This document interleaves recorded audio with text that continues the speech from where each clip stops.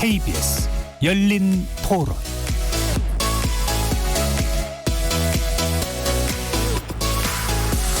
안녕하십니까. KBS 열린 토론 정준희입니다.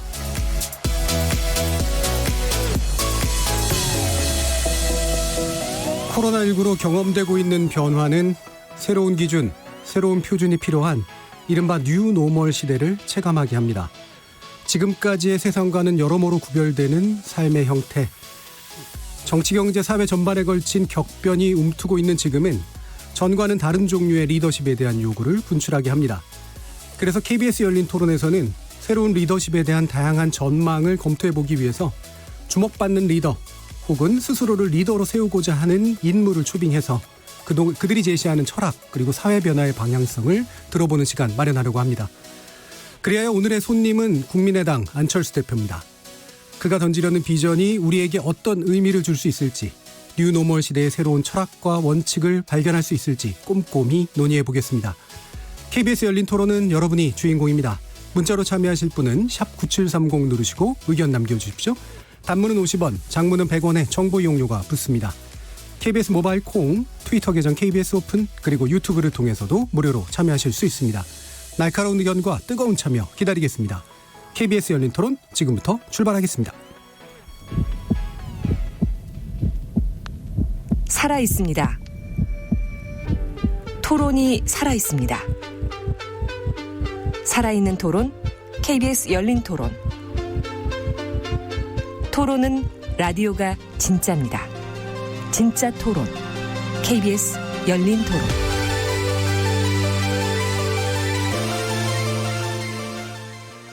안철수 대표님이 얼마 전에 이제 총선 앞두고 처가인 여수에서부터 뛰기 시작해서 서울까지 하시는 모습도 쭉 지켜봐왔고요. 근데 정말 궁금한 거는 왜 이렇게 달리기를 하셨는지 하고, 많은 분들이 대표님이 하는 달리기의 뜻을 함께 했다고 생각하시는지, 그런 게 좀 궁금합니다. 태국에 가서 이렇게 그 환자들 돌보고 했던 거 저는 존경받을 만한 부분이라고 생각하고요. 그렇듯이 저는 꼭 어떤 그 정치 쪽 말고 그런 본인이 갖고 있는 좋은 역량을 사회에 어떤 더 공헌할 수 있는 그런 어떤 생각이 없는지, 야당이 밸런스앤 책을 할 수 있는 그런 힘을 가졌으면 좋겠는데, 국민의당은 그런 데 있어서 너무나 지금 그 베이스가 너무나 없기 때문에 안철수라는 개인에 의존하는 상황이잖아요. 앞으로 어떤 정치적 행보를 하시고 싶은 건지 궁금해요. 국민의당 30석을 얻었나요? 전에 총선에? 20대 때 얻었는데 한 게 없잖아요. 좀 잘해서 좀 대권의 반열에 올렸으면 좋겠는데. 바라는 점이 있다면은 눈치 보지 말고 좀 자기 소신껏 끝까지 잘 해 나가셨으면 좋겠어요. 중도라는 것도 하나의 이제 그 대안 세력이 될 수 있다고 생각을 하기 때문에 끝까지 갈 수 있으면 좋지 않을까, 그렇게 생각을 합니다.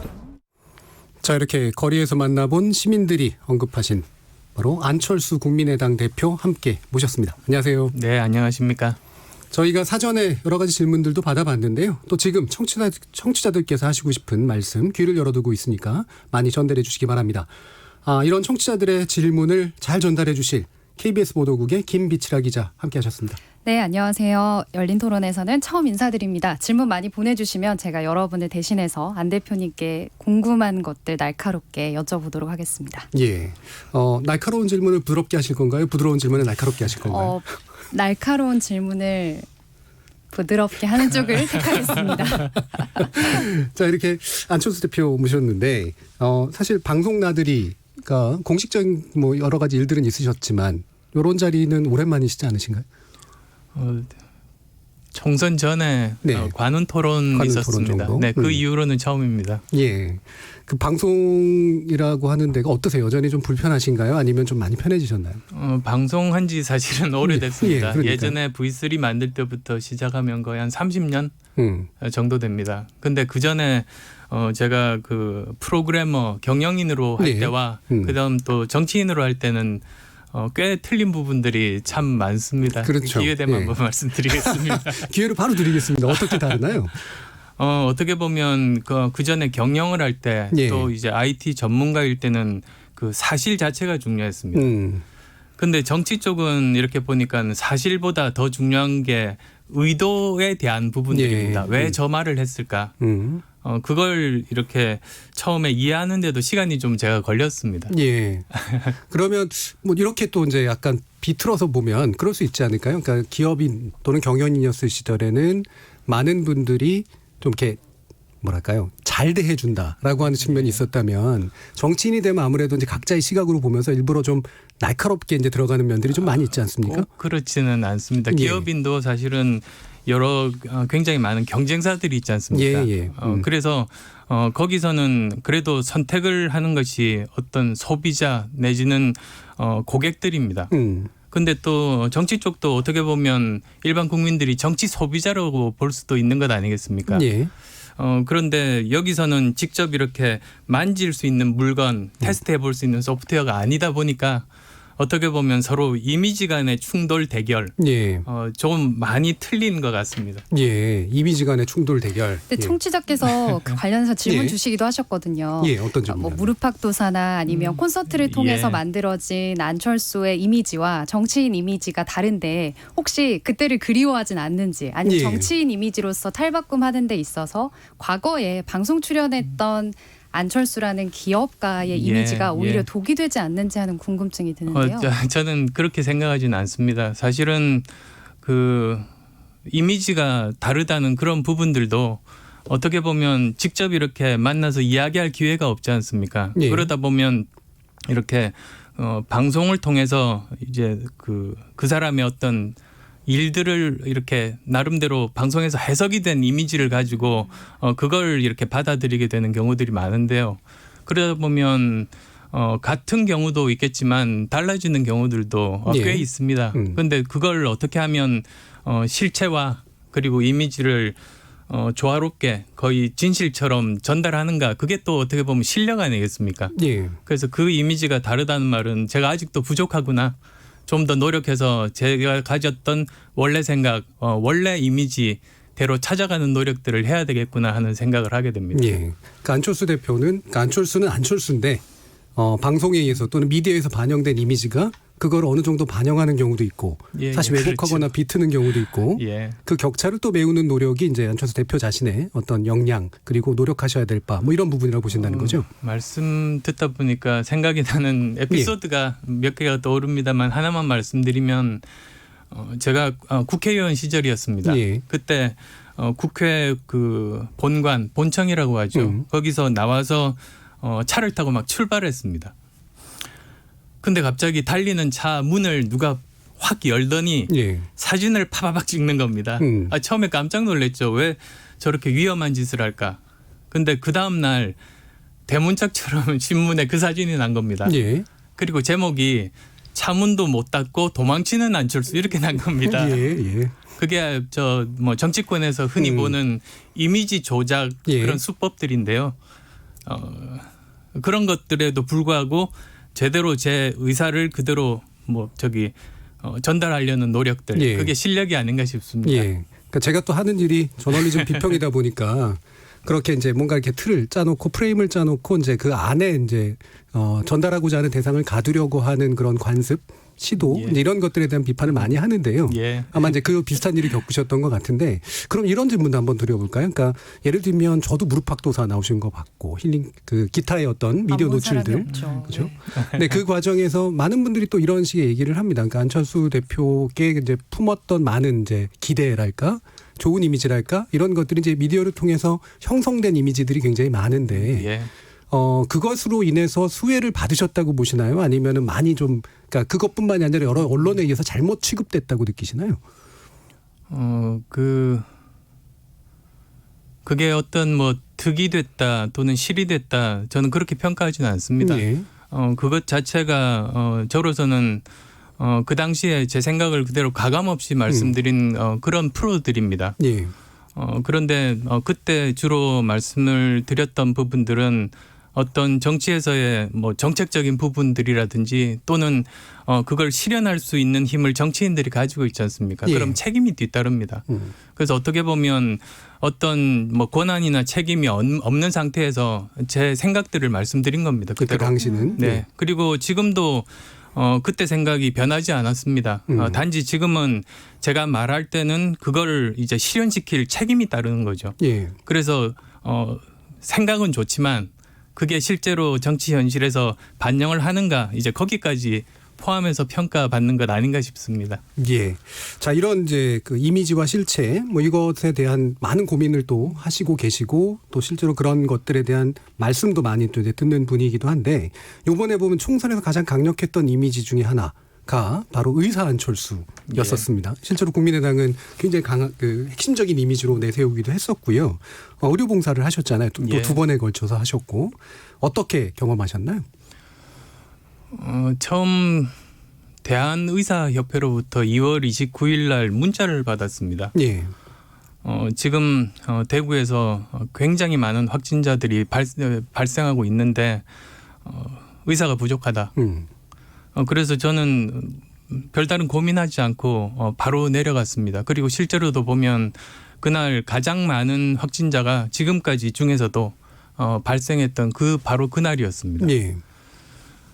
그리고 그게 저한테는 익숙한 일 중에 하나였습니다. 사실 제가 의과대학 다닐 때 그 가톨릭 학생회에서 의료 봉사를 하면서 제 아내도 만났습니다. 예. 그래서 저희는 처음 만날 때부터 지금까지 그런 같은 생각을 하고 있던 사이여서 같이 내려가는 게 너무나 당연하다. 저는 그렇게 생각을 했던 겁니다.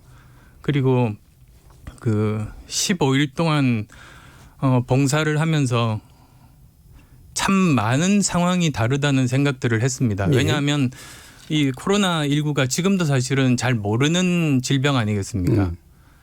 그리고 그러다 보니까 뭐 의사라고 덜 무서운 건 아니거든요. 그렇죠. 예. 정체불명이고 이제 그 생명의 위협을 느끼는 그런 상황이어서 그 전까지 의료 봉사는 도와드리러 간다는 그런 심정만 있었다면 이번에는 뭐 목숨을 걸고 전쟁터로 가는 그런 심정이었습니다. 예. 그리고 실제로도 평생 처음 방호복을 입어보고 환자들을 진료한 다음에 벗을 때가 문제였습니다. 벗을 때. 예, 방호복을 입을 때 감염되진 않거든요. 환자 볼 때도 안전합니다.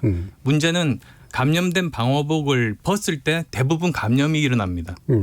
그렇겠죠. 그러니까 신경이 곤두서서 더 많은 시간을 들여서 방호복을 벗고 그리고 제가 땀을 그렇게 많이 흘린 줄 몰랐습니다. 뭐 그 두꺼운 수술복 전체가 다 젖었으니까요. 그래서 당연히 탈수가 됐습니다. 저 그런데 그걸 모르고 밖으로 정신없이 탈수된 상태로 걸어 나와서 제가 사진을 누가 찍고 있다는 사실도 인식을 그때는 못했습니다. 예. 지금 이렇게 보시는 그런 사진들이 그때 사진들이었는데요. 그 참 불행한 일이지만 어쨌든 우리나라가 지금 잘 극복하고 있다는 것 거기에 또 대한민국 국민으로서 자부심도 느낍니다. 예. 그 아까 익숙하다라는 표현을 쓰셨는데 왜 익숙하다는 표현을 쓰셨을까 싶더니 의료봉사를 하는 일에 익숙하시다라는 그런 말씀이시잖아요. 그러면 그 중간에 그러니까 의사를 그만두시고 그 이후로도 의료봉사라든가 이런 식의 일들을 좀 하셨었나요? 꾸준히 그 관심을 가지고 계속 기회가 있을 때마다 찾아가고 제가 할 수 있는 일들을 했었습니다. 예. 성심원이 있습니다. 저 가톨릭 계열에. 예. 그쪽에 가서도 한센시병으로 고통받는 분들 봉사도 해드리고 꾸준히 그런 일들을 알리지 않고 해왔습니다. 예. 관련된 혹시 또 그 청취자들 질문 없으신가요, 김비르 그러니까 청취자들도 이제 의사 안철수의 모습 멋있다 그런 얘기를 많이 하셨는데 아울러서 늘 붙어 있는 질문은 그 의사 안철수로서 주목을 받았다면 의사 안철수가 경험한 코로나19 어땠는지 그 메시지 굉장히 관심을 더 갖게 되잖아요. 예. 그런데 그때 안 대표님의 입에서 나오는 메시지들이 코로나19에 대한 현 정권의 뭐 실정이다, 포퓰리즘이다 이제 이런 메시지들을 너무 주로 하시다 보니까 정말로 우리가 방역 선진국이라고 뭐 외신이나 외국에서 극찬을 하는데 거기에 대해서 동의를 혹시 하시지 않는 건지. 그런 질문들이 몇 개 있더라고요. 그런 질문들이 있습니다. 그건 아마 좀 착각이신 것 같은데요. 제가 봉사할 때 어떤 정치적인 메시지를 내지 않았습니다. 오히려 봉사 기간 동안에 그 참 특수한 상황, 특별한 상황이었던 것이 그 다른 질병은 그래도 그 가족분들이 가서 문병도 하고 간병인도 갈 수 있는데 이번 경우는 가족들도 접근을 하지 못하고 언론도 접근을 하지 못해서 이분들이 어떤 고통을 구체적으로 받고 있는지를 외부 사람들은 알 수가 없습니다. 근데 제가 그때 많은 환자분들 이렇게 대화하고 위로도 해드리면서 그때 여러 가지 사연들을 전하는 일들을 나름대로 했습니다. 그럼 그 중에 하나가 그 언론을 통해서 많이 나왔습니다만 가슴이 답답하다고 하는 그 아주머니가 계셨어요. 예. 그래서 어디가 어떻게 아프십니까 했더니 그게 아니라 어제 그 남편이 돌아가셨다고. 근데 서로 다른 병원에 있다 보니까 얼굴도 못 본 채로 화장을 하고 본인이 환자니까 그 장례식에 참석도 못 하고 그래서 가슴이 답답한데 낫지를 않는다고 그러시는 겁니다. 어떤 말로 그게 위로가 되겠습니까? 그래서 그분의 그런 안타까운 사연이라도 전해야 되겠다 싶어서 그때 또 그 다른 기자분들께 그 말씀도 드리고 그때는 그랬습니다. 그러니까 현장에서 직접 보고 겪으신 대단히 이제 감정이 울컥할 수밖에 없는 그런 장면에 그것 대한 말고도 전달이었다. 사연들이 정말로 많습니다. 예. 그 따님하고 그리고 굉장히 나이 드신 아버님하고 같이 입원을 했던 겁니다. 예. 다행히 같은 병원이었었는데요. 다행이라는 건 어폐가 있습니다만. 근데 그 아버님 먼저 이렇게 그 진료하러 이렇게 갔더니 거기에 따님이 와 계세요. 자기 병실 놔두고 예. 본인도 환자인데도 아버님이 더 좀 그 위독하시다 보니까 그 옆에서 너무나 발을 동동 굴리고 안타까워하시면서 예. 본인도 아픈 그런 상황에서 그렇게 돌보는 그 장면도 접하고 정말 그 안타까운 가슴 아픈 수많은 사연들을 접했습니다. 예. 아마 청취자께서는 그 의료 활동을 하시고 나서 이제 달리시기 시작하면서 예, 그래도 그때 의사 안철수로서의 코로나19 방역에 대한 어느 정도의 진단, 그러니까 현 정부가 어떤 점들 잘하고 있는지에 대한 메시지들 좀 구체적으로 좀 원하시고 궁금했던 것 같아요. 근데 그것보다는 계속해서 어느 정부에 대한 비판, 코로나 관련된 비판에 좀 메시지를 집중하시다 보니까 이런 메시지는 통합당 메시지랑 다르지 않다라는 의견이 좀 일각에서 있었어요. 그런 부분들 아마 청취자들이. 제가 그때 드린 정확한 그 메시지는 이랬습니다. 지금 아직 그 코로나 사태가 끝나지 않았다. 뭐 정부에 대한 평가를 물어보시지만 거기에 대해서 평가할 때가 아니다. 그런데 정부에서도 지금 자화자찬할 때가 아니다. 많은 사람들이 걱정하는 것이 2차 확산이 가능하지 않습니까? 지금 우리나라는 어느 정도 이렇게 관리가 되고 있습니다만 지금 미국 그리고 또 유럽 이런 데서 또 유입이 될 수 있으니까요. 그래서 평가할 때도 아니지만 자화자찬할 때도 아니다. 그 메시지였습니다. 근데 한쪽만 들으시면 또 그렇게 해석하실 수도 있죠. 예. 그 관련해서 또 이제 하셨던 이제 메시지가 이제 뭐였냐면 정부가 이제 전문가의 말을 제대로 좀 들어야 된다. 그렇습니다. 그런데 지금의 이제 정부는 전문가의 말을 제대로 듣지 않는 문제가 있다라는 이제 그 취지의 어떤 얘기를 하셨단 말이에요. 예, 맞습니다. 그 부분에 대해서도 좀 언급 좀 해주시죠. 지금 사회가 굉장히 복잡하지 않습니까? 예.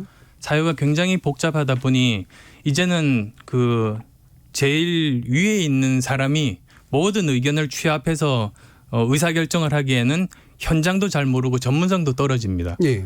그래서 요즘같이 복잡한 시대야말로 전문가가 현장에서 직접 의사결정을 할 수 있는 권한을 주는 것이 제일 대처가 잘할 수 있는 방법입니다. 제일 상징적인 것이 그 오바마 정부에서 그때 아마 빈라덴 그 작전을 할 때 그 사진이 기억이 나실 겁니다. 거기 보면 그 군 장성이 제일 중앙 테이블에서 모든 걸 지휘를 하고 있고 저 구석에 오바마 대통령이 쭈그리고 앉아서 이렇게 보는 그 상징적인 장면이 있습니다. 그래서 그것이야말로 전문가가 자기 전문성을 발휘해서 최대한 그 상황을 대처하도록 하고 정부는 모든 지원을 아끼지 않는 그런 것인데요. 이번도 마찬가지입니다. 이번도 그 초기에 정부에서 초기 대응은 실패했지 않습니까? 초기 확산이 중국 이외의 나라에서 최초로 확산된 나라가 우리나라입니다. 근데 그때도 그 방역 관련해서 그 중국 전역으로부터 입국자들을 막아야 된다고 이미 건의들을 많이 했는데 그게 여러 가지 뭐 고려 사항이겠습니다만 그게 받아들여지지가 않았습니다. 그래서 그 참담한 그런 그 중국 이외의 나라 중에서 최초로 전국으로 확산된 그런 나라가 됐습니다만 그 다음에 우리가 대응을 잘했지 않습니까? 예. 그래서 1단계, 2단계는 구분해서 봐야 된다. 그래서 저도 그 말씀을 드린 것이 다음에 또 지금은 거의 5년 주기로 이런 팬데믹이 찾아올 텐데 예. 다음에 이것을 교훈으로 삼아서 같은 실수가 반복되지 않아야 된다. 그 말이었습니다. 예, 알겠습니다. 뭐 이 부분에 대해서는 우리가 더 코로나19의 어떤 정책 관련된 논의를 오늘 많이 하려고 한 건 아니었으니까 그 정도 아마 들어도 괜찮을 것 같고요. 지금 보면 의사 안철수가 이제 지금 꽤 오랜만에 이제 돋보이게 된 그런 식의 것인데 실제로 거쳐오신 것들을 보면 이제 프로그래밍을 하셨고 벤처기업 CEO로서 또 가장 유명하셨고 제가 또 아는 이제 제가 또 개인적으로 관련이 있는 그 학과이기도 했습니다만 거기서 대학 교수도 하셨고 그다음에 이제 정치까지 이제 들어오셨습니다. 보통 사람들이라면 겪기 힘든 이런 커리어의 어떤 다양성, 다이내믹한 측면들을 보여주셨는데 한 가지 질문은 이겁니다. 그러니까 이 중에 뭐가 제일 마음에 드시는지요? 정치인 빼고 대답해 주시면 좋을 것 같은데요. 정치인여도 뭐 상관은 없습니다. 저는 항상 그 순간에 제가 할 수 있는 일에 최선을 다하는 일들을 계속 해왔습니다. 예. 그리고 어떻게 보면 가장 중심에는 의사가 있었다고 생각합니다. 예. 왜냐하면 제가 의과대학을 들어간 것이 10대 후반, 그 다음에 의사를 그만둔 게 30대 초반입니다. 사람 인생을 놓고 보면 그때 자기의 정체성이 확립이 되지 않습니까? 예. 그래서 저라는 사람의 정체성은 가장 깊숙이는 의사가 자리 잡고 있습니다. 그런데 의사라는 직업이 가진 특성이 봉사라는 그 큰 영역이 하나 있고 그리고 또 하나는 문제를 해결한다는 게 있습니다. 자리 잡고 있습니다. 그런데 그 두 가지는 저한테는 본성과 같이 자리 잡은 것 같습니다. 제 정체성이기도 하고. 봉사와 문제 해결. 네, 그래서 그 다음에 컴퓨터 바이러스 백신을 만든 것도 그리고 그때 무료로 이렇게 나눠 드리게 된 것도 그 두 가지 같은 맥락을 가지고 했었던 것이고 안랩이라는 기업을 창업했던 것도 마찬가지입니다. 그리고 좀 더 나아가서 대학 교수를 하게 된 것도 안랩이라는 회사는 굉장히 안정되고 잘 성장되지만 주위에 많은 벤처 기업들 힘들어하고 청년들 고통받고 있는데 제가 가지고 있었던 그런 경험들을 저 같은 시행착오를 하지 않도록 그분들을 도와드릴 방법을 찾다가 이제 카이스트에 자리 잡으면서 학생들도 가르치고 그 당시에 대전에 많은 벤처 기업들 도와드리고 그랬었던 겁니다. 정치도 같은 맥락으로 저는 생각합니다. 그럼 직업이라고 하는 게 이제 여러 가지 이제 의미가 있습니다만 특히나 영어에서 이제 프로페션이라고 하는 직업의 의미는 소명, 그러니까 뭔가 이렇게 콜링하는 거죠.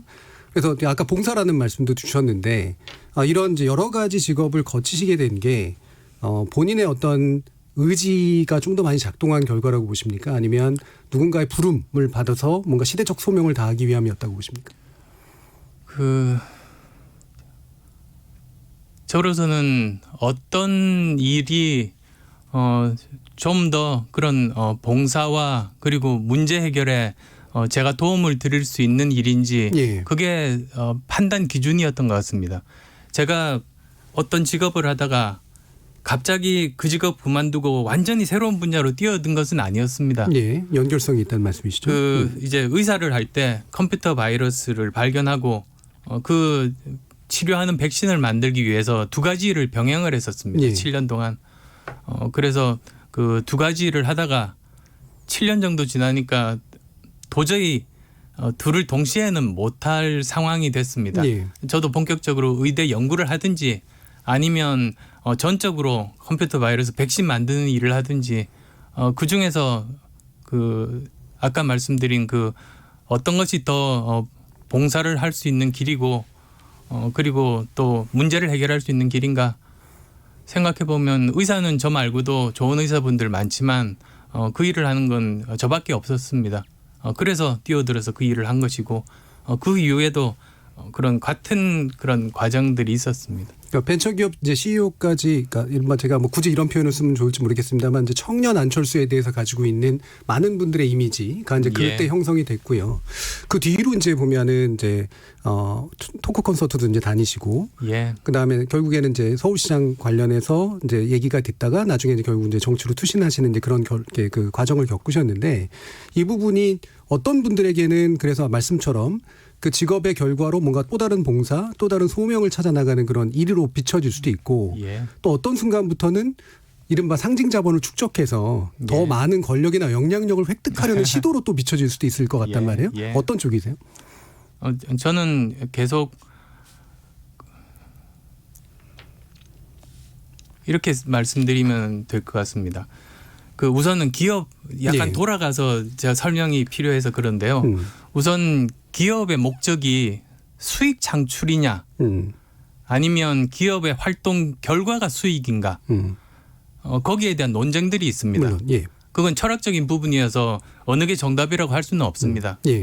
그런데 저는 항상 본질적으로 그 기업 활동을 하더라도 돈 자체가 목적이 되면 수단 방법을 가리지 않고 무리를 하게 되고 그러면 원래 이 일을 하려는 본질과 멀어진다. 오히려 내가 하고자 하는 본질에 충실하면 수익은 그 결과로 따라오는 것이고 그래서 기업은 지속 가능하게 그 일을 계속할 수 있다. 저는 그런 철학을 가지고 있습니다. 그건 제 지금까지 살아오면서 했던 모든 일들의 기본적인 생각입니다. 정치도 마찬가지입니다. 정치가 저는 권력이라는 것이 목적이 되면 안 된다는 생각입니다. 물론 권력을 잡아야 일을 할 수 있습니다만 권력은 수단이고 그리고 또 그 어느 정도 국민들의 신뢰를 얻었을 때 권력도 잡을 수 있는 것 아니겠습니까? 뭐 작게 보면 기초단체부터 해서 국회의원 뭐 이렇게 다 자기 나름대로의 그런 것들을 국민들로부터 선택을 받게 됩니다. 근데 그것 자체가 목적이 되는 것이 아니고 저는 그것은 결과라는 생각을 가지고 있습니다. 그 부분은 이제 아마 뒤에서 또 2부에서 또 정치적 소명에 관련된 이야기를 아마 나눌 수 있을 것 같고요.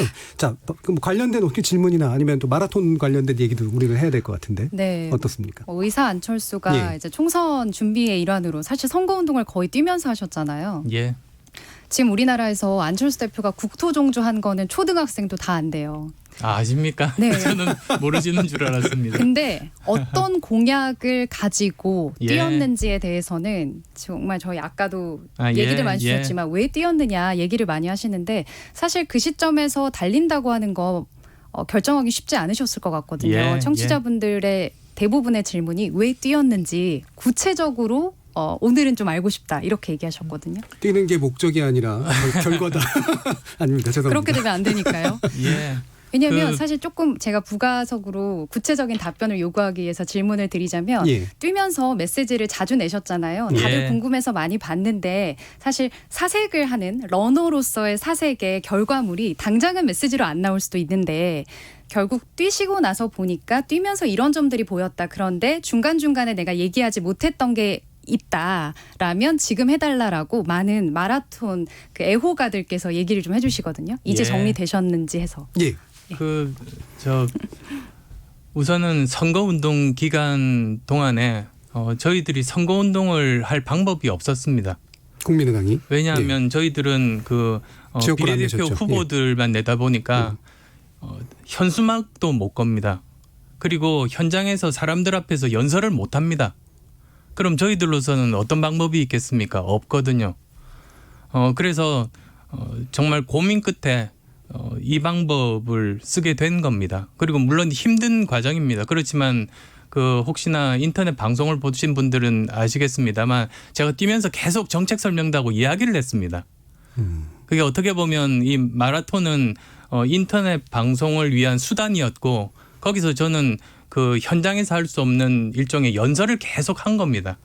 현장에서 연설을 못 한다는 건 어떤 의미시죠? 비례정당도 가능하지 않나요? 아닙니다. 저 그 현장에서 사람들을 모아놓고 이렇게 유세 활동 연설을 못 하게 되어 있습니다. 그 차량을 타고 다니고 하는 거는 괜찮고.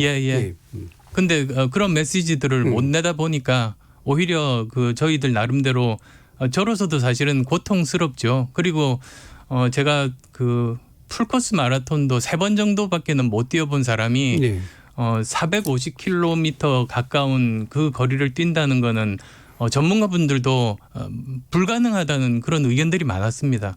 근데 그러함에도 불구하고 제 의지 그리고 한번 약속을 하면 그걸 지킨다는 그걸 보여드리고자 그 미지의 세계에 도전을 하게 된 겁니다. 그리고 그냥 뛴 게 아니라 그 방송을 지금도 유튜브에 있습니다만 거기서 계속 이야기했습니다. 저는 어느 정도 그래도 뛰면서 그 뭐 숨이 차거나 그러진 않거든요. 물론 뭐 전속력으로 뛰지는 않아서 그렇게 했습니다만 그래서 충분히 여러 가지 정책적인 것 그리고 지금 현재 현안에 대한 생각들 계속 말씀을 드렸습니다. 근데 그거는 뛰지 않고 이렇게 룸을 마련하셔가지고 유튜브를 예. 통해서 계속 하실 수도 있었는데 굳이 달리면서 했을 때는 어떤 이유가 있었을 것이다. 물론 뭐 책에서도 쓰셨겠지만 그 짧은 기간을 왜 달리면서 했어야 하느냐에 대해서는 여전히 좀 구체적인 설명이 필요할 것 같은데. 달리면서 그 여수부터 그리고 광화문까지 거기에 많은 것을 지나치지 않습니까? 예. 그러면서 사실은 그때 틈틈이 또 그 만나는 많은 시민분들이 계셨고 그때 대화도 나누고 그리고 또 그 코로나19 때문에 완전히 초토화된 화훼 단지라든지 펜션촌이라든지 거기들을 지나갔습니다. 그리고 뭐 예를 들면 이런 겁니다. 지나가다가 그 동네 사진관이 있었어요. 예. 근데 코로나19에 직격탄을 사진관이 맞았습니다. 예. 왜 그러냐? 거기는 주로 여권 사진들을 찍는 그런 곳이었는데 지금 여권 사진을 필요로 하는 사람들이 없거든요.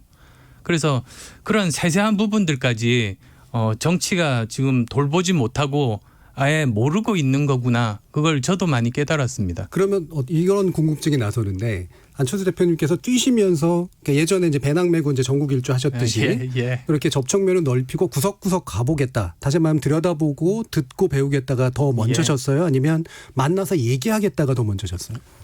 그 만나서 이야기하는 것도 제가 이야기하는 게 아니고 듣는 거죠. 그 제가 말하는 거는 만나지 않고 계속 이렇게 이동하고 뛰고 있을 때 제 이야기를 할 수 있고 만나면 주로 많이 듣습니다. 그리고 또 뭐 비유라고 할까요? 들면 이런 겁니다. 저 남도대교를 이렇게 뛰어서 지나가고 있었을 때입니다. 아시겠습니다만 남도대교가 전라남도와 경상남도를 연결하는 다리입니다. 섬진강을 따라서. 그리고 바로 건너면은 거기에 화개장터가 있습니다. 그런데 뛰면서 이렇게 보니까 차를 타고 지나갈 때는 안 보이던 것들이 보이더라고요. 그 강둑 아래에 아주 예쁜 조그만 들꽃들이 있었습니다. 그리고 또 그 옆에는 쓰레기 더미도 있었습니다. 그걸 보고 문득 제가 느꼈던 게 어쩌면 대한민국 정치는 그냥 차를 타고 지나가는 것이 아니었는가. 차를 타고 지나가면 이렇게 큼직큼직한 것들은 볼 수 있습니다만 세세한 그런 아름다운 부분이나 문제점들은 보이지 않고 그냥 지나가 버립니다. 근데 이렇게 걷거나 뛰고 자기 발로 한 발 한 발 국토를 디디면서 보면 그런 것들이 다 눈에 들어옵니다. 그러니까 이렇게 걸으면서 보는 그 풍경, 광경과 차를 타고 가는 건 굉장히 다른데 우리나라 정치의 문제점이 차를 타고 휙 지나가 버리다 보니 이런 문제점들에 대한 인식 자체를 못하는 것이 아닌가 그런 깨달음도 얻었습니다. 그러면 만약에 그렇다면 주기적으로 뛰시거나 걸으셔야겠네요. 정치하시면서. 저는 계속 그러고 있습니다. 청취자께서 달리기 관련해서 주신 질문 중에 저도 궁금한 게 그렇다면 이렇게 선거의 일환으로 뛰는 거를 효과를 보셨다고 생각하는지 그리고 페페로니님께서 주신 질문 효과가 있었다면 다음 선거 때도 또 달리실 것인지 여기까지 관심을 갖고 계시더라고요. 실제 달리시면서도 방송을 하셨으니까 여론의 흐름도 계속 보고 계셨을 거 아니에요. 국민의당의 표를 얻는 데에 효과가 있었다 없었다 말씀해 주실 수 있어요? 그것 자체가 어느 정도 효과가 있었는지는 잘은 모르겠습니다. 어느 정도 뭐 선거운동 기간이라는 게 사실은 선거에서 제일 중요한 것이 그 당시에 뭐 구도라고 이야기들을 많이 합니다만 그건 이미 정해져 있는 상황에서 거대 양당의 그 강한 충돌 그런 상황에서 저희들은 선거운동을 시작하게 된 겁니다.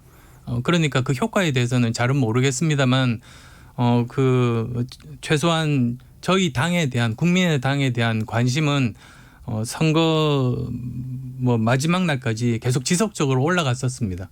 유일한 선거운동이었으니까 그런 면에서는 어느 정도 효과가 있었다고 생각합니다. 예. 그런데 다시 하기에는 체력이 받쳐질지 제가 볼 모르겠습니다. 때는 국민의당이 당대표를 너무 혹사시키는 것 아닌가 하는 그런 우려가 좀 있는데요. 지금 이제 그 리더십 관점에서 보면 하셨던 이제 그 언급이나 이제 그 관련된 기사들 중에 페이스메이커라고 하는 게 눈에 띄더라고요. 예. 일반적으로 이제 리더하면 앞서 나가는 사람인데 지금 안철수 대표께서 제시하시는 마라톤을 통해서 어느 정도 제시하고 있다라고 보여지는 건 함께 뛰어가도록 만들어주는 그런 역할이 예. 아닐까 싶은데 실제로 그런 리더십 이론을 가지고 계신 건가요? 예, 그렇습니다. 예. 제가 그 마라톤 관련 책도 냈고 거기도 예. 썼습니다만 그 페이스메이커라는 것이 그 마라톤을 내가 4시간 안에 뛰겠다, 5시간 안에 뛰겠다고 이렇게 마음 먹었을 때 혼자서 시간 관리하기가 힘듭니다. 예. 근데 그 대회를 나가보면 4시간 풍선을 가지고 있는 사람, 5시간 풍선을 가지고 있는 사람이 있습니다. 그냥 아무 생각 없이 시계 안 보고도 그 사람만 따라가면 4시간 안에 들어오고 5시간 안에 들어옵니다. 그래서 처음에는 그 사람들의 도움들을 많이 받는데요. 예. 그런데 문득 이런 생각이 들었습니다. 저 사람들은 더 빨리 뛸 수 있는 사람들인데 다른 사람들을 돕기 위해서 자기 그 뭐라고 합니까? 실력을 어떤 그 희생하는 거죠. 예. 오히려 자기 페이스보다 훨씬 더 늦춰서 다른 사람들이 가진 꿈을 이루어주기 위해서 도와주는 사람. 예. 그래서 마치 뛸 때는 페이스메이커가 제일 앞에 뛰어가는 것처럼 보이지만 사실 저 사람의 역할은 다른 사람들을 돕는 역할입니다. 예. 그게 지금 현재 가장 맞는 리더십의 모델이라는 생각이 들었습니다. 그거는 이제 약간의 이제 비유시잖아요. 예, 그렇습니다. 실제로 저는 이제 내용이 짐작이 가긴 합니다만 네, 네. 그걸 구체적인 것하고 연결시키면 어떤 게 있을까? 예를 들면 지금 소득 차이가 엄청나게 나는데 예. 이 소득의 격차를 줄여주는 거 이런 것도 페이스메이커 역할이라고 볼 수 있는 건가요? 그 페이스메이커의 역할이라고 볼 수 있습니다. 예. 그런데 그 방식이 일하는 방식이 다른 겁니다. 즉 예전에는 그 나를 따르라 식의 리더십만 생각했지 않습니까? 예. 그래서 그 앞서 나가고 다른 사람들은 시키는 대로 따라가기만 하면 되는 그런 상황이었습니다. 그 국가를 하나의 수레라고 본다면 앞에서 끌어주는 사람 예. 역할이 리더의 역할이었죠. 그런데 지금은 오히려 그게 아니라 수레를 앞에서 끌기보다는 뒤에서 밀어주는 사람. 예. 그 역할이 페이스메이커 역할입니다. 지금 소득 격차 말씀도 하셨습니다만 소득 격차에 대해서 이것을 그 제대로 바로잡을 수 있는 정책을 내고 그 정책을 무조건적으로 이렇게 하기보다 오히려 그 정책대로 하면은 이 사람들이 자발적으로 그 방향으로 따라갈 수 있도록 여러 가지 뭐 제도적인 장치를 만들고 환경을 만들고 또 거기에 어기는 사람들에 대해서는 적절하게 뭐 벌을 내린다든지 예. 이런 제도들을 만들고 사람들이 자유롭게 그 룰 안에서 활동할 수 있도록 해주는 사람 그런 사람이 지금은 필요하다고 생각합니다. 제가 또 한 가지 그럼 질문을 드리면 제가 뉴노멀 시대라고 하는 걸 제가 앞에서 이제 얘기를 했는데 아마 대략은 이제 동의하시리라고 봅니다만 자 이제 마라톤이라고 하는 거는 어떤 면에서 보면 이것도 똑같은 비유입니다만 경로가 이제 있잖아요. 예. 사실은 그래서 뛰는 길이 있고 이게 길을 찾는 문제는 아니란 말이죠. 근데 이제 지금 뉴노멀 시대라고 하는 건 지도자에게 필요한 덕목 중에 하나가 패스파인더라고 부르는 길을 찾는 것 역할도 예. 이제 굉장히 있을 것 같거든요. 굳이 선택하라면 이 패스파인더하고 페이스메이커 중에 어떤 예. 게 더 필요하다고 보십니까? 둘 다 사실 같이 요구되는 그런 같이 시대인 것 같습니다. 예. 그 이번에 메르켈 총리를 보면서 저도 참 깨달은 것들이 많습니다. 아시겠습니다만 메르켈 총리가 그 인기가 그렇게 좋지가 않았습니다. 최근에 저 작년까지 예. 굉장히 그 전에는 굉장히 괜찮았었죠. 예, 힘든 그런 상황들도 많았습니다. 근데 이제 이번에 코로나19 관련 대응들을 하면서 또 본인의 진가를 발휘해서 거의 뭐 지지율이 80% 거의 뭐 상상할 수 없을 정도의 지금 지지를 받고 있습니다. 근데 메르켈 총리 리더십에서 가장 중요한 게 두 가지였습니다. 하나는 사실에 근거한 의사 결정. 예. 그다음 두 번째는 그 과학적인 그 사고 방식 내지는 문제 해결 능력입니다. 예. 그런 것들이 제대로 이번에 대응을 하는데 큰 도움들이 됐습니다. 예. 그래서 지금 항상 그 두 가지, 항상 그 아주 고통스러운 현실이라도 그걸 장밋빛으로 계속 안심시키기보다는 오히려 지금 우리는 굉장히 힘든 상황이다. 그렇지만 함께 열심히 노력하면 이것은 우리가 극복할 수 있는다고 믿는다. 예. 그런 식의 그 접근 방법을 택했던 겁니다. 예. 과학적인 사실에 근거해서. 예. 그리고 이것을 해결하려면 어떻게 해야 되는가를 메르켈 총리 본인도 물리학 박사입니다. 예. 그러다 보니까 그런 치열한 토론들을 거쳐서 지금은 유럽에서 어떻게 보면 우리나라보다 더 앞서서 전 국민 대상의 그 항체 검사 같은 것들을 하면서 예. 언제 그 이제 사회적 거리두기를 그만두고 국경을 열 것인가 그 시기를 택하는 그런 방법들을 지금 쓰고 있는데 예. 많은 나라들이 지금 주시하고 있습니다. 그 부분은 그러면 훌륭한 사례인 건 맞는데 제가 질문 드렸던 것에서 비교해 보면 그게 길을 찾고 여는 쪽에 가깝습니까? 아니면 같이 가는 쪽에 가깝습니까? 아니 그게 둘 다라고 생각합니다. 예, 둘 다에 그게 해당한다. 예, 그분의 대국민 담화를 예. 이렇게 전문을 봤습니다. 여러 번 담화를 했는데요, 직접. 그 중에서 보면 아주 힘든 상황이라는 것도 이야기하고 예. 그러면서 동시에 지금 의료 현장에서 일하시는 분들 너무 감사하다.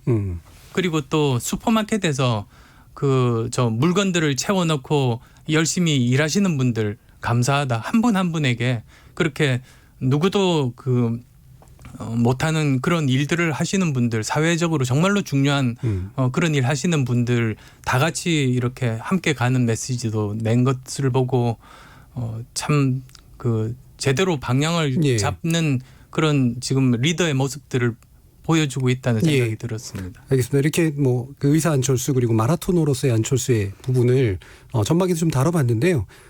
청취자들이 또 직접적으로 보내주시는 문자들이 있습니다. 송아랑 캐스터 불러서 한번 들어보도록 하겠습니다. 송아랑 문자 캐스터. 지금부터 청취자들이 보내주신 의견 들어보겠습니다. 청취자 여러분의 의견 알려드리겠습니다. 문자 5383님. 저는 안철수 대표님을 정치적으로는 지지하지 않지만 의료인으로서는 존중합니다. 이번 코로나 사태에 대처하는 의료진들을 보니 그분들만의 사명감이라는 게 있더군요. 그 모습을 보면서 안철수 대표님의 봉사하는 진심은 믿을 수 있었습니다. 문자 4189님. 안철수 대표님 왜 정치를 하시려고 하시는지요? 연구와 경영을 하실 때가 가장 빛나는 모습인 것 같습니다. 혹시 다시 연구나 경영으로 돌아가실 생각은 없으신지요? 문자 K7769로 시작하시는 분. 독일 자유민주당은 여론 지지율이 10에서 12%를 유지하는 한편 때로는 사회민주당과 때로는 기독교민주당과의 연정을 통해 국가 미래를 함께 고민하고 책임지는 모습이었습니다. 야당 대표이신 만큼 정부 여당 비난에 그치지 않고 나라 일을 함께 걱정하고 책임지는 모습을 보여주시길 기대합니다. 유튜브로 아이디 4397님.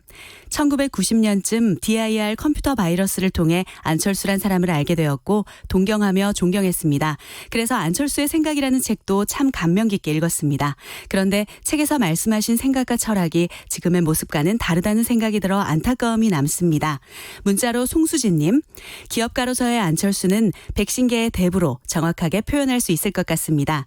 그런데 정치인으로서의 안철수는 한마디로 축약하기가 어렵습니다. 정치인 안철수의 로그라인이 무엇이라고 생각하시는지요? 문자로 6192님. 지난 국회의원 선거에서 지역구에 출마하지 않은 가장 큰 이유가 무엇인지 궁금합니다. 라는 의견 주셨습니다. 이 시간은 영상으로도 생중계되고 있습니다. 유튜브에 들어가셔서 KBS 1라디오 또는 KBS 열린 토론을 검색하시면 지금 바로 토론하는 모습 영상으로 보실 수 있습니다. 지금 방송을 듣고 계신 청취자 모두가 시민 논객입니다. 계속해서 안철수 국민의당 대표에게 질문 있으신 분들의 참여를 기다리겠습니다. 청취자 여러분의 날카로운 시선과 의견 보내주세요. 지금까지 문자 캐스터 송아랑이었습니다. 예, 지금 여러분은 KBS 열린 토론 더 리더 안철수 국민의당 대표 편을 듣고 계신데요. 함께 또 KBS 보도국의 김비치라 기자가 나오셔서 청취자들의 질문 전달해주고 계십니다. 질문이나 건의하고 싶은 내용 있으시면 저희 프로그램 진행되는 동안 언제든 열려있는 창으로 던져주시기 바랍니다. 여러분이 열린 토론의 주인공입니다. 자, 지금 아까 이제 그 청취자들의 의견이나 질문 좀 들어봤는데요. 그중에 꼭 답하시고 싶은 거 혹시 있으셨나요? 뭐 다 답해드릴 수 있습니다. 그중에 한 가지만 하시면 어떤 거 있을까요? 한 가지만요. 예. 왜 정치를 하는가? 예. 그건 저는 정치야말로 사회적인 가장 큰 봉사라고 생각합니다. 우리나라 정치에 대해서 왜 많은 실망감을 가지고 계실까? 저는 그거 세 가지라고 생각합니다. 우선은 공익보다는 사익을 추구하는 정치인들에 실망하시고, 예. 그리고 또 민생 문제를 해결하기보다 그냥 싸움만 하는, 문제 해결하지 못하는 정치에 실망하시고, 그리고 정치가 왕처럼 국민 위에서 군림하는 예. 그런 모습들, 거기에 실망하시는 거 아닙니까? 예. 그러면 저는 힘은 미약하지만 그 셋 중에 조금이라도 바꾸는데 보탬이 되고자 정치를 시작했던 겁니다. 예. 그래서 그런 초심들은 어쩌면 뭐 지금의 모습과는 옛날이 다른 것 같아 보인다고 하시는데요. 저는 초심은 변하지 않았습니다. 예. 그리고 그런 진심들이 제대로 전달되지 못했다는 건 제가 실력이 부족해서입니다. 예. 그래서 오히려 더 제대로 제 진심이 전달될 수 있도록 노력해야 되겠구나. 그걸 질문을 들으면서 예. 생각했습니다. 2012년 대선 당시에 캠프 이름이 진심 캠프였던가요? 예. 그랬죠. 예. 그래서 진심을 굉장히 강조해 오셨고 또 그 부분에 또 좋다라고 생각하시는 분들도 꽤 많을 것 같은데, 그래서 아까 말씀 주셨던 그 정치인이 해야 될 세 가지 덕목을 얘기해 주신 거는 그 자체로 뭐 전 충분히 공감할 수가 있는데요. 그 중간에 보면 이제 문제 해결을 하지 않는다라고 하는 말씀을 이제 하셨잖아요.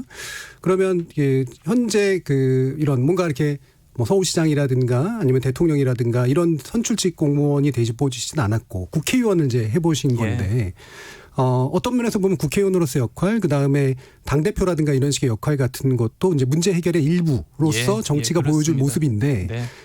만족하시나요?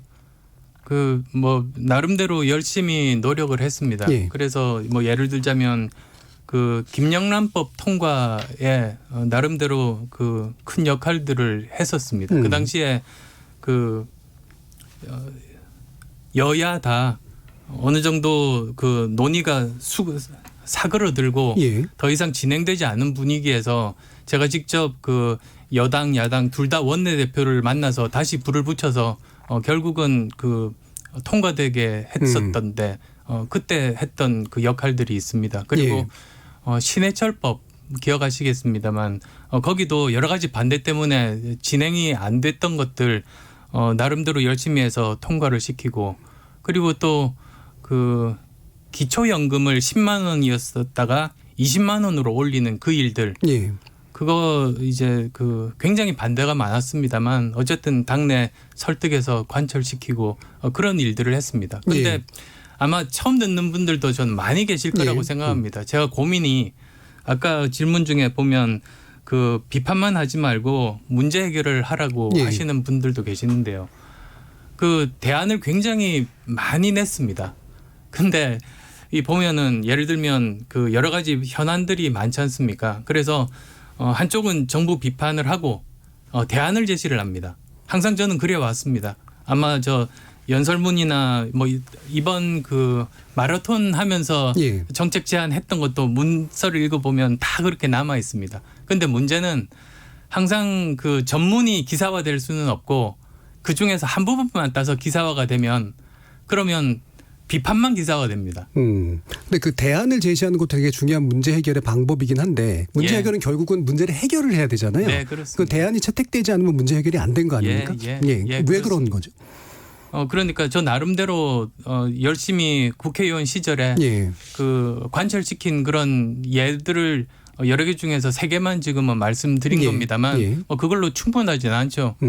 그렇지만 나름대로 역할을 하려고 노력을 했습니다. 근데 또 하나 정치인 안철수 한마디로 축약하기 어렵다, 이런 문자 보고 제가 드는 질문이 여기 많은 청취자분들이 보내주신 것 중에 사실 좀 뼈 아프시겠지만 왜 선거철에만 돌아오고 이 현실 정치에서 벗어나서 외국에서 무언가를 배우거나 뭔가 계속해서 스스로만을 이렇게 단련시키는 데 집중을 하시냐. 사실 20대 총선에서 돌풍을 일으키신 후에 이번 21대 총선이 열리기까지의 모습 속에서 안철수 대표 어디 있냐 너무 많이 찾았잖아요. 예. 저도 이제 그 국회를 출입하면서 실제 이른바 안철수계로 분류되는 정치인들이 구심점을 잃고 흩어지고 또 이번 총선에서 현실적인 이유로 또 곁에 많이 남아있지 않으셨잖아요. 근데 이런 측면에서 봤을 때는 그 현실 정치가 어렵지만 대한신당으로서 계속해서 여기에 계셨더라면 더 좋았을 거 아니냐, 혹시 후회하지 않으시냐 이런 질문들이 좀 있거든요. 뭐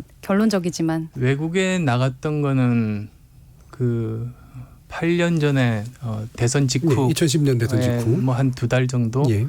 그 다음에 이번입니다. 그래서 어떤 분들은 제가 계속 선거만 되면은 밖에 나간다고 잘못 알고 계세요. 근데 어쨌든 그렇다는 이번에는 말씀을 지방선거 이후였죠. 드리고, 이번에는 지방선거에서 현실 정치를 떠나겠다고 말씀드렸습니다. 그리고 나서 이제 저 좀 더 그 제대로 그 공부하고 나름대로 견문도 넓히고자 그렇게 독일로 떠났던 겁니다. 그래서 그때 배웠던 것들을 이렇게 책 2권으로 저는 제가 직접 글을 쓰는 편이어서요. 직접 책으로 냈습니다만 그 현실 정치를 계속 해야 되는가에 대해서 이번에 굉장히 깊게 고민을 하고 그 책을 썼습니다. 그 조금 더 자세히 설명드리자면 지난 지방선거 끝나고 나서 독일에 있으면서 제가 제일 고민했던 게 과연 내가 정치를 계속 해야 되는가, 어떤 일을 하는 게 우리나라 발전에 도움이 될 것인가, 그 고민을 계속 했었습니다. 1년 4개월 동안. 그리고 그 생각을 정리하고자 책을 쓰기 시작했습니다. 저는 지금까지 책을 쓰면 그 다음에 제 생각이 정리가 되고 그 다음에 어떤 일을 할 것이라는 게 마음이 저절로 결정이 되는 경험들을 많이 했거든요. 그래서 이번에도 그러리라고 생각하고 유럽에서 배운 것들을 책을 쓰기 시작했습니다. 작년 말에 책이 끝났는데요.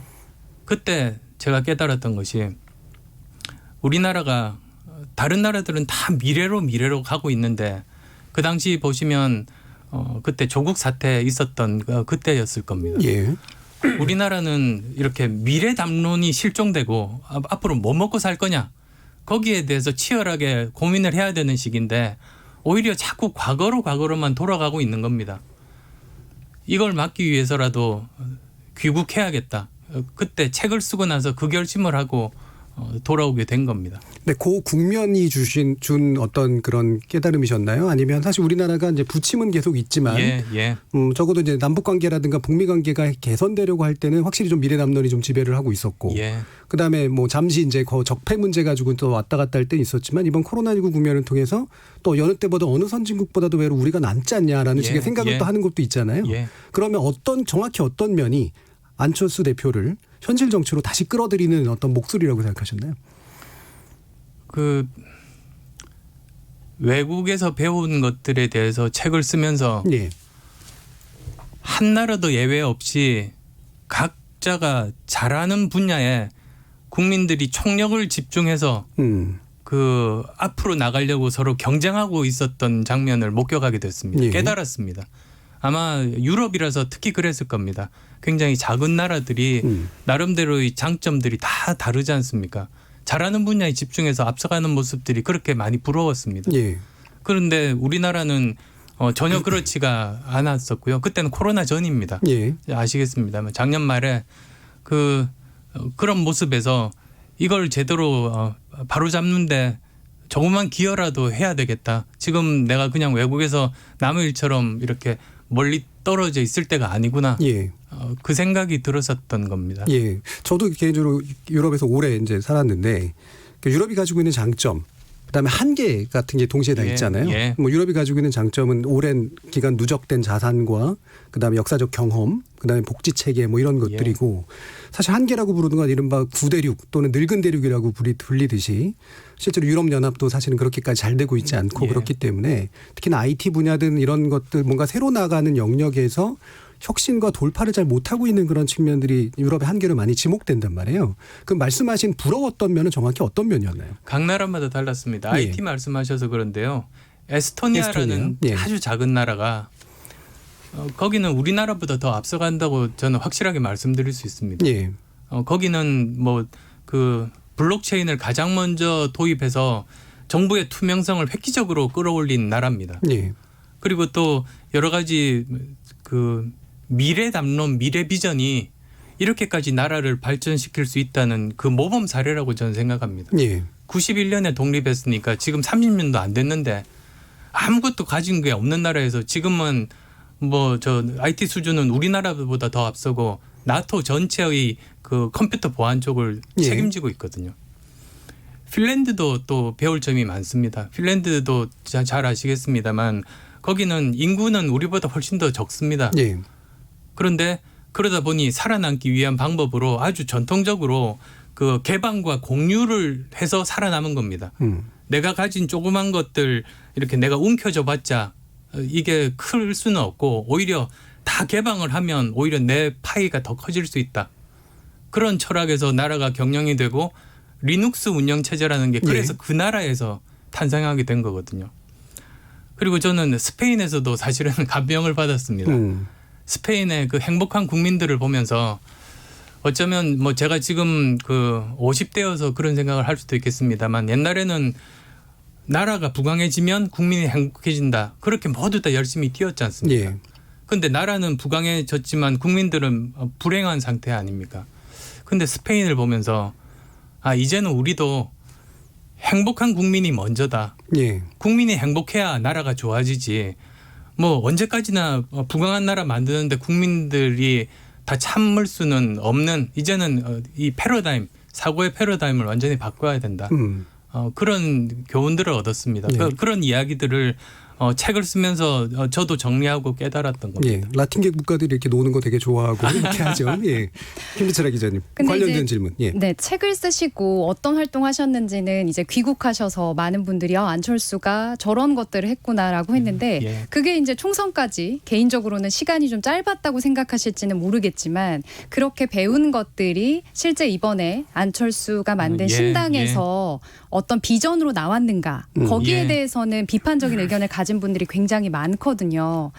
구체적으로 안철수 대표가 얘기하는 그 유럽에서 방금 말씀하신 그런 조건들을 안철수가 추구하는 당에 어느 정도 집어넣고 계신지 좀 구체적인 메시지 하나를 좀 꼽아주셨으면 좋겠다라는 예. 얘기가 질문. 있었습니다. 예. 사실 그 책이 당의 기반이 됐습니다.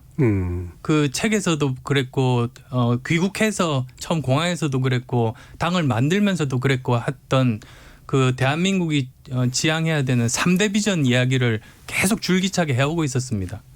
행복한 국민 그리고 공정하고 안전한 사회 그를 이루기 위해 제대로 일하는 정치 그 3대 비전을 내세우고 거기에 따른 공약들을 저 1월 말부터 계속 발표해 왔었습니다. 그래서 그런 콘텐츠들이 많은데요. 예. 저도 고민이 사실 네. 그런 겁니다.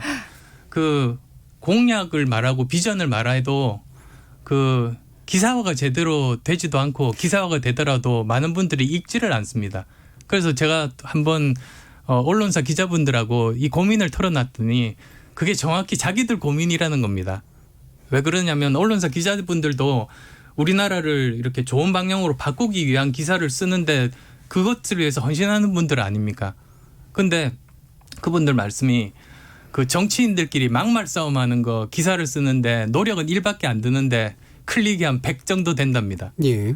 그런데 그 정책이나 비전에 대한 기사를 쓰려면 완전히 기자분이 소화해서 그렇게 더 쉽게 알기 쉽게 써야 되는데 노력이 100 정도 드는데 클릭은 1밖에 안 된답니다. 일단 그러니까 기자들에게도 죄가 있다는 얘기를 좀 아니요. 하시는 그게 근데 그게 어디에 문제냐면 유통 시스템에 문제가 있는 겁니다.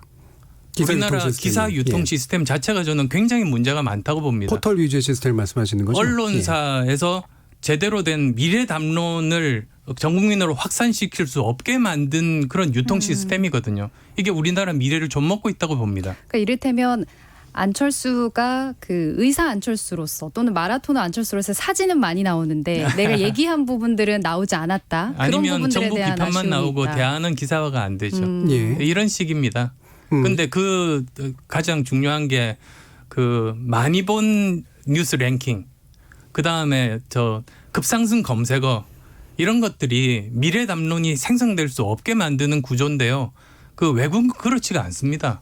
네, 그 저널리즘 소비 구조의 문제 그리고 소비자들의 선택의 문제에 대해서 문제 제기하시는 건 저도 뭐 관련 전공자로서 충분히 동의하는데 그러면 지금 총선이 만들어낸 어떤 구도는 예. 그처럼 공약 같은 거에 신경 쓰지 않고 그냥 이미지에 매몰된 사람들의 선택이라고 해석할 수 있는 건가요? 선거 결과를 보면 항상 정말 그 국민의 뜻이 하늘의 뜻이구나. 네. 그걸 저 깨닫게 되는 그런 결과들을 많이 봅니다. 그리고 이번 같은 경우는 제가 얼마 전에도 직접 언급했습니다만 여당의 승리가 아니라 야당의 패배다. 그렇게 표현을 썼습니다. 예. 제대로 충분히 야당으로서 역할을 하지 못해서 어떻게 보면 그 국민들로서는 그런 경고의 메시지 내지는 그런 선택을 하신 거라고 생각합니다. 네, 그게 이제 여당의 승리가 아니고 야당의 패배가 다라고 하신 말씀 왜 그렇게 말씀하신지는 알겠는데 예. 여당이 아무것도 안 한 채 야당이 무조건 잘못해서 180석을 얻었다라는 해석이 될 수도 있거든요. 그러면 예. 그거는 좀 이상하지 않을까요? 그 여당에서 여러 가지 정책 중에서 문제점들이 굉장히 많습니다. 예. 저는 대표적으로 소득 주도 성장에 대해서 저는 굉장히 비판적인 입장을 정말 오랫동안 견지해 왔습니다. 예. 일관되게. 그건 그것보다는 오히려 저는 우리나라가 그 자유시장 경제가 아니고 관치시장 경제라고 생각합니다. 예. 그건 제가 직접 기업을 경영하면서도 체감했던 그런 부분들입니다. 그래서 우리나라가 신자유주의 경제 구조라고 주장하는 학자분들도 계신데요. 거기에는 동의하지 않습니다. 오히려 그 대기업이 훨씬 더 그 혜택을 받는 그런 구조입니다. 새로운 어떤 시도를 하려고 해도 그 벤처기업이나 또는 중소기업이 중견기업으로 자라나는데 굉장히 많은 걸림돌들이 있습니다. 신자유주의가 그런 거 아닌가요? 그 덩치가 큰 사람들에게 훨씬 더 유리한 경제잖아요. 신자유주의가. 우리나라는 저 외국하고 미국과는 굉장히 다른 그런 구조를 가지고 있습니다. 그래서 예. 사실은 그런 문제에 대해서 그 미국에 있을 때 스탠퍼드 대학에 있는 분들하고도 토론을 해봤습니다만 예. 이런 구조들을 잘 상상을 못 하시더라고요. 뭐 각 나라가 가지는 경제 구조라는 게 워낙 뭐 이론으로 딱 자를 수는 없는 거니까. 근데 신자유주의적 측면과 관치 시장적 측면이 공존하고 있다라고 보는 게 대체로 어떤 시각인 것 같긴 하거든요. 예, 한쪽만 이렇게 보는 거는 그거는 전체를 제대로 보여주지 못하는 해석이라고 저는 생각합니다. 예. 그러면 아마 이 부분들 이제 많이 관심 있으실 것 같은데 통합당 가시는 거 아니야라는 관련된 질문들 있지 않았어요? 그런 질문이 너무 많습니다. 왜냐하면 말씀하신 것처럼 야권이 졌다라고 좀 이렇게 뭉뚱그려 얘기하시고 또 이제 통합당을 아마 이제 필두로 해서 이제 총선 끝나고 평가회도 하자.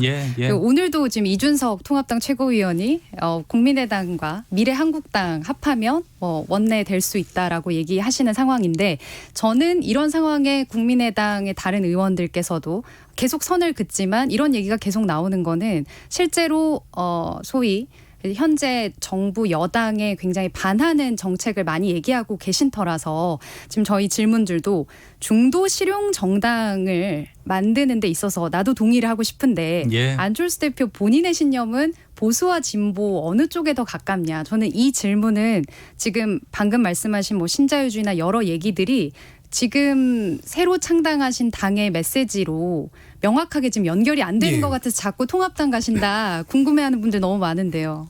그러니까 그게 계속 저는 굉장히 오래 전부터 말씀을 드린 부분인데요. 일단은 저는 생각이 변한 게 없습니다. 옛날이나 지금이나 뭐 안철수의 생각 책도 언급하셨습니다만 그때나 지금이나 변하지 않았습니다. 근데 어떻게 보면 가장 책임이 있고 권력이 있는 건 여당 아닙니까? 그게 뭐 진보 측이 됐든 보수 측이 됐든 저는 끊임없이 가장 책임이 많은 정부 여당에 대해서 비판적인 그런 의견을 계속 견지해 왔습니다. 그래서 그 보수 정당이 집권했을 때 그렇게 야권으로서 야당으로서 비판을 하면 그 진보라고 하고 그다음에 또 지금 같은 형태에서 또 정부 비판을 하면 보수라고 그럽니다. 저는 변한 게 없는데 어떻게 보면 상대적인 평가 아니면 뭐 제가 그렇게 표현한다면 좀 어폐가 있겠습니다만 저는 안 움직이고 있는데 보는 시선이 이렇게 왔다 갔다 하는 것은 아닌가. 평가 기준이. 시선은 분명히 점점 중간에서 오른쪽으로 가고 있는 듯한 느낌이 들거든요. 언론 보도라든가 심지어는 보수의 리더가 될 것 같다라는 그런 얘기가 나오는 건 본인의 견해하고는 전혀 상관이 없다는 말씀이시죠? 저는 야권입니다. 보수라고 말하지 않았습니다. 예. 당연하지 않습니까? 여당은 하나밖에 없지 않습니까? 대통령을 낸 당이 여당이죠. 예, 나머지는 전부 야당입니다. 그러니까 이념하고 상관없이 야당을 크게 만드는 데는 동의한다라는 말씀이시죠? 네네 그렇습니다. 끊임없이 견제받아야죠. 과거의 다당제 소신은 어떻게 된 겁니까? 그것도 같은 맥락이었습니다. 예. 다당제는 그러면 야당을 여러 개를 만드는 거잖아요, 사실은. 야당이 여러 개가 있으면 그러면 훨씬 더 많은 국민들의 의견을 제대로 반영할 수 있다는 겁니다. 예. 그럼 지금은 통합당과의 어떤 논의는 그럼 연대나 연합 정도의 수준이지 뭔가 함께 만들어서 대선 후보가 된다거나 이런 쪽은 완전히 배제하고 있다는 말씀이신가요? 국회에서 정책을 관철을 시키기 위해서는 거기에 동의하는 어떤 당과도 손잡아야 되는 것이 국회에서의 작동 원리 아닙니까? 그건 너무나 당연한. 그래서 저희가 누구를 따라가는 것이 아니고 예를 들면 이번에 N번방에 대한 정책은 저희들이 가장 중점적으로 제일 먼저 발표했었습니다. 그런 부분들 지금 선거가 막 끝나서 지금 이야기가 없는 것 같은데 이게 그렇게 해서 될 문제는 아니거든요. 국회가 안 열려도 끊임없이 토의가 되고 좀 더 좋은 방법을 찾아야죠.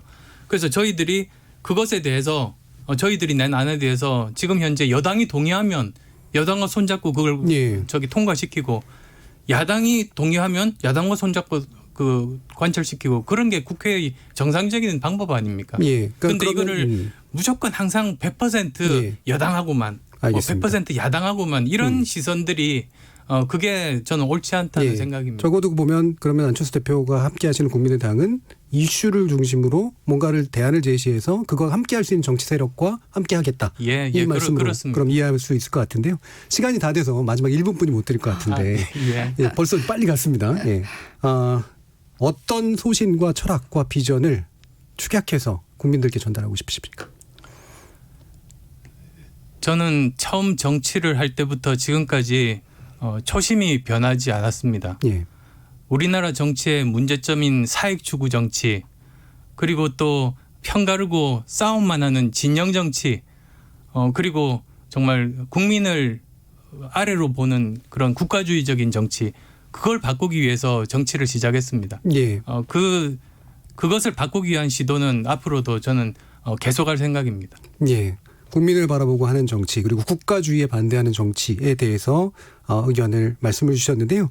KBS 열린 토론 더 리더 안철수 국민의당 대표편 오늘 토론 함께해 주신 안철수 국민의당 대표 그리고 KBS 보도국의 김지철 기자 두 분 모두 수고하셨습니다. 감사합니다. 수고하셨습니다. 청취자 여러분들도 고생 많으셨는데요. 오늘 나온 의견들 또 많이 모아서 우리 안철수 대표께 전달드려서 또 다른 비전, 또 다른 철학 같은 것들을 국민들께 선보일 수 있는 그런 기회 만들어 보도록 하겠습니다. KBS 열린 토론 생방송 놓치신 분들 나중에 팟캐스트 준비되어 있고요. 매일 새벽 1시에 재방송도 됩니다.